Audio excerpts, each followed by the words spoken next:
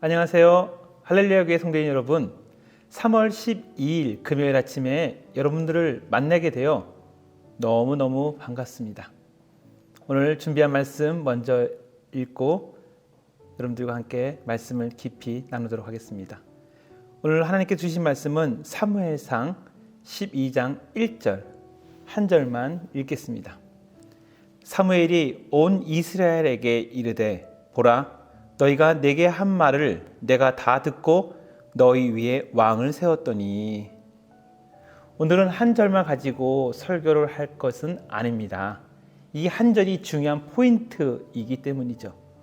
오늘 12장은 사울을 왕으로 세우고 난 다음 사무엘과 이스라엘과 하나님 사이에 미묘한 신경전이 벌어지고 있습니다.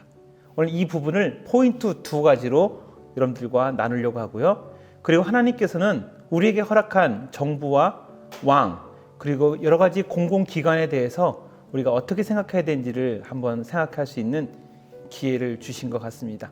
첫 번째 포인트 1, 너희가 택한 왕을 보라. 초반에 말씀드린 것처럼 이스라엘과 하나님, 이스라엘 백성 이 세 캐릭터 사이에 미묘한 신경전이 벌어지고 있습니다. 일단은 그런 신경전을 묘사하는 구절이 있는데요. 12절부터 13절, 그 다음 17절 세 절입니다. 너희가 암몬 자손의 왕 나하스가 너희를 치러 옴을 보고 너희의 하나님 여호와께서는 너희의 왕이 되심에도 불구하고 너희가 내게 이르기를 아니라 우리를 다스릴 왕이 있어야 하겠다 하였도다. 이제 너희가 구한 왕, 너희가 택한 왕을 보라. 여호와께서 너희 위에 왕을 세우셨느니라. 건너뛰고 17절, 오늘은 밀베는 때가 아니냐? 내가 여호와께 아뢰리니 여호와께서 우레와 비를 보내사 너희가 왕을 구한 일 곧 여호와의 목전에서 범한 죄악이 큼을 너희에게 밝히 알게 하시리라. 지금 하나님과 사무엘은 왕을 세운 거에 대해서 몹시 화가 납니다. 그럼 왜 허락했을까요? 분명히 여기 보면은 보라, 너희가 택한 왕을 봐라, 여호와께서 너희 위에 왕을 세우셨느니라. 하나님도 그렇고 사무엘도 그렇고 그렇게 왕을 세우는 게 싫으셨다면 안 세우면 되잖아요. 그런데 왕을 세우고 난 다음에 엄격하게 몇 가지 엄중한 말씀을 선포하고 있는 분위기가 사무엘상 12장의 내용입니다. 이때 분위기는 차분한 분위기가 아니고 흥분된 분위기인 것 같습니다. 너희가 택할 왕을 보라! 여호와께서 너희 위에 왕을 세우셨느니라. 이 얘기는 기쁨의 환호가 아니라 경각심이 가득한 사무엘의 메시지가 있는 것이지요. 그래서 17절에 보면 여호와의 목전 앞에서 왕을 세운 범한 죄악이 매우 크다고 얘기하는 걸 보면서 세운 거에 대한 사무엘과 하나님의 입장을 볼 수가 있습니다. 왕을 세우는 것이 잘못일까요? 네, 왕을 세우는 것은 잘못이 아닙니다. 우리가 포인트 1과 포인트 2를 제가 이끌어가는 데 있어서 여러분들이 꼭 마음속에 가지고 있어야 될 포인트는 뭐냐면 하나님을 영화롭게 하는 포인트입니다. 이방 나라를 보니까 왕들이 다 있는 거예요. 근데 이스라엘에는 왕이 없었어요. 그러니까 사람들이 우리도 왕이 있으면 제대로 대응할 수도 있고 왕이 있으면 좀 더 조직적일 것 같은 생각이 들어서 왕을 달라고 합니다. 이때 하나님이 살아계시고 하나님이 구름 기둥과 불 기둥과 여러 가지 출애굽할 때 있었던 놀라운 기적들이 있는데 그 세대는 사라지고 이방 나라의 왕을 보며 부러워하는 세대가 온 것이죠. 그래서 하나님에게 영광 돌리기보다는 점점 세상에 있는 기준으로 자신의 신앙생활을 결정하기 시작한 게 온 것이 바로 흠이었습니다. 하나님을 영화롭게 한다는 것은 뭐예요? 우리에게 주신 모든 것들 주님께서 허락하셨기 때문에 우리의 삶의 왕이시고 우리의 인생의 왕이시고 우리의 주권자이신 여호와 하나님이 우리의 왕이라고 인정하는 것인데 요거 갖고는 안 되겠다는 거예요. 아쉽다는 거예요. 이때 하나님 화가 났어요. 그런데 하나님께서 이스라엘을 얼마나 사랑하시는지 이스라엘 위에 왕을 허락하신 겁니다. 요거를 이해할 수 있는 한 예를 한번 들어볼게요. 여러분, 목사를 천사가 아닌 사람으로 세운 이유가 무엇일까요? 만약에 사람들이 다스리는 데 있어서 하늘로부터 목사를 한 명씩 보내는 거예요. 천사를.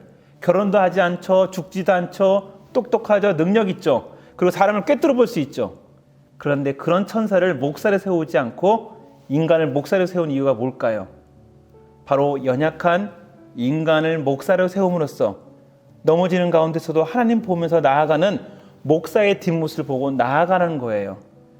그래서 목사에게 가장 있어야 될 덕목 중에 하나는 바로 하나님 앞에 신실하게 쓰는 거죠. 사랑의 은사와 함께 목사가 성도로서 모범을 보여야 되고 목사의 가정에 또한 바르게 서야 되는 거고 목사의 언행이 바라야 되는 거죠. 그것이 우리의 뒷모습을 보고 그리스도의 그림자, 그리스도의 향기가 나는 그런 모습을 보일 수 있기 때문에 연약한 목사임에도 불구하고 끝까지 하나님 찾는 모습을 보여주면서 같이 나아가자는 의미죠. 천사가 목사였다면 아마 괴리감이 많이 느꼈을 거예요. 그런데 우리가 예수님의 이름으로 기도하는 이유도 그거잖아요.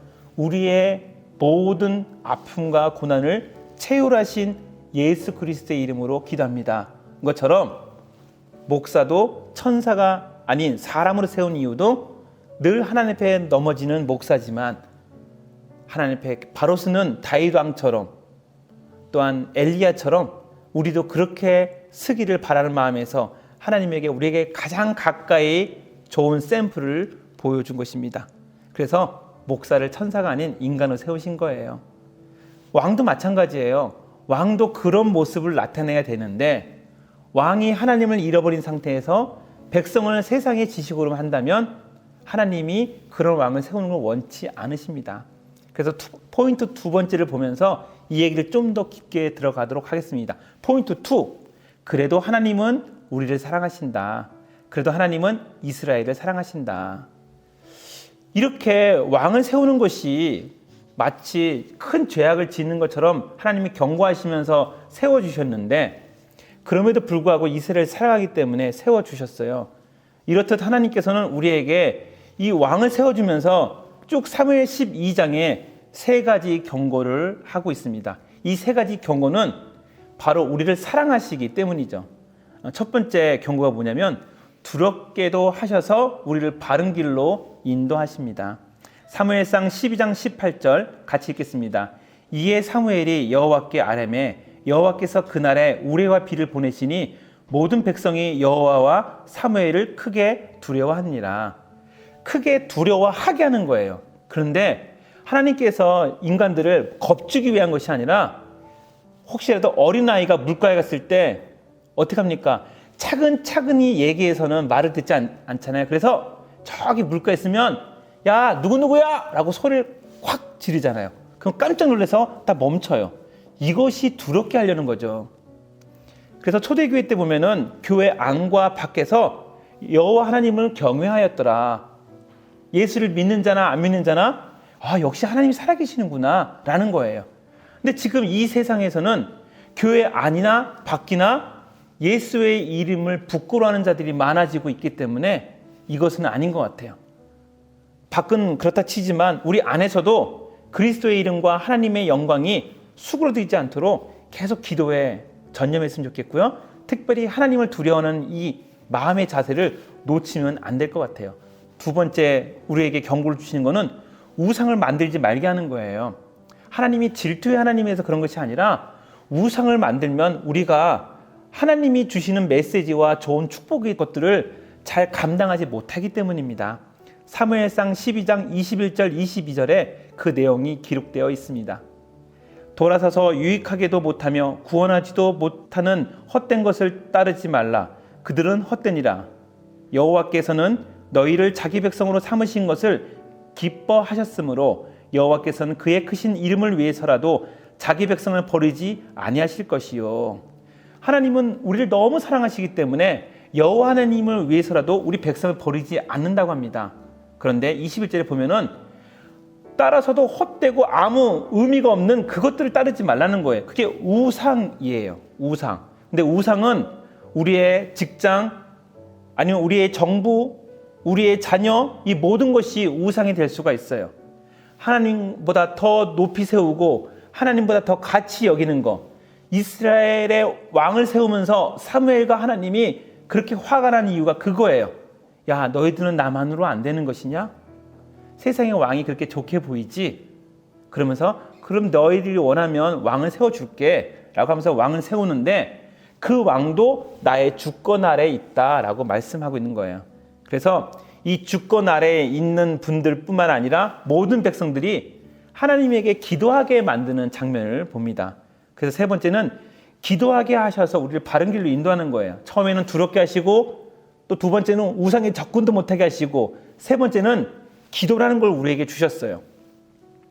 기도는 내가 마치 은행에 가서 돈 주세요 라고 하는 것처럼 청구형 기도가 아니고 꼭 내가 하나님에게 구하면 다 주시는 마치 심부름꾼 하나님이 아니라 기도는 하나님과의 소통하기 위한 통로입니다. 그래서 아무리 우리가 죽을 죄를 졌다 하더라도 살인자의 기도까지도 하나님은 들으시는 거죠. 이 땅의 형벌은 받아야 되겠지만 살인자가 마지막 사형수가 마지막에도 예수 그리스도를 시인하면 끝까지 마지막 순간까지도 그의 기도를 들으시는 거죠. 하나님은 그만큼 마지막 순간까지도 저희들에게 집중하고 있는 겁니다. 그래서 사무엘상 12장 23절 나는 너희를 위하여 기도하기를 쉬는 죄를 여호와 앞에 결단코 범하지 아니하고 선하고 의로운 길을 너에게 가르칠 것인즉 사무엘이 선하고 의로운 길을 가르치는데 자기의 의로 가르치는 것이 아니라 하나님에게 소통하고 가르친다는 거예요. 직장의 아버지 어머니, 상사, 부모, 그 다음에 정부의 위정자들까지도 그 역할을 다 감당하는 데 있어서 기도하고 해야 되는 거죠. 왜? 하나님께서 모든 장소의 주권자이시기 때문입니다.